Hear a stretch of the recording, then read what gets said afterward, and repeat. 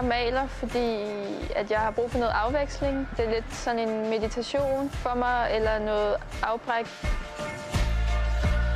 Jamen, det at male, det startede faktisk, fordi at jeg havde brug for lidt pynt til lejligheden. Da jeg lige var flyttet til England,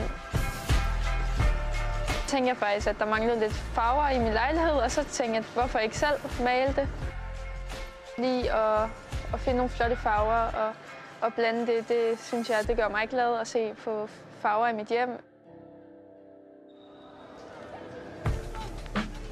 Jeg synes, jeg er der i min karriere, hvor jeg har fået en del erfaring det sidste halve år fra at spille i Arsenal, som gør mig klar til at spille et VM, fordi man har prøvet at spille foran mange tilskuere. Man træner på højeste niveau hver evig eneste dag.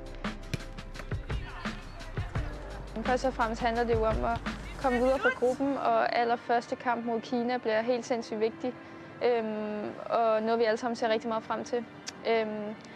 Men jeg tror, at til et VM, selvom vi måske ikke er favoritter, så kan alt ske. Would it be